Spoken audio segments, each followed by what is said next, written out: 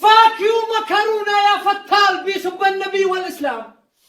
أتخلون الإسلام حالة، أتخلون النبي حالة.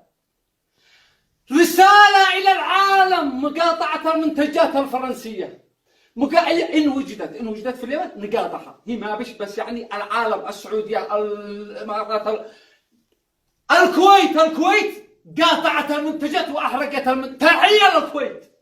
قاطعوا هؤلاء عيال الحرام الفتارين اللي بيحاربوا الإسلام، بيحاربوا النبي. هؤلاء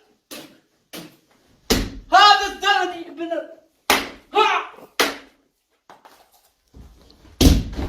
هؤلاء عيال الحرام. ولا خلونا حالنا. أنسحب الفاكيو من فوق ترمب مؤقتا، ونرجمها على فوق الفتال هذا ابن الفاكيو، هذا المكرونة، هذا الورع الزميطة بيسبوا النبي. احنا لا منسب انبيائهم ولا منسب ديانتهم، مع انهم على باطل، بس منخليهم حالهم، بس هم اللي بيعتدوا. والله نهايتكم يا فرنسا.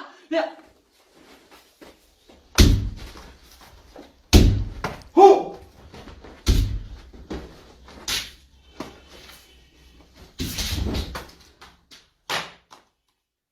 فرنسا بتمنع الحجاب على المسلمين، فرنسا بتسب النبي، فرنسا بيقتلوا المسلمين في المساجد.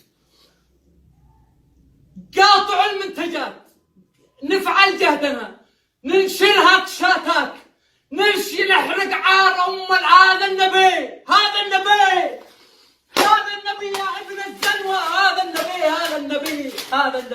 هذا النبي رسول الله، هذا النبي.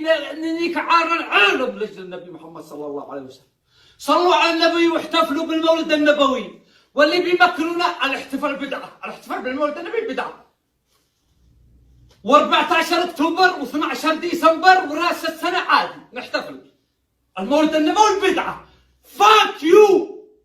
لا نحتفل بالصبة، لا نحتفل وغصبا عنكم بالمولد النبوي، ونفرح بمولد النبي ونتشرف بمولد النبي محمد صلى الله عليه وسلم.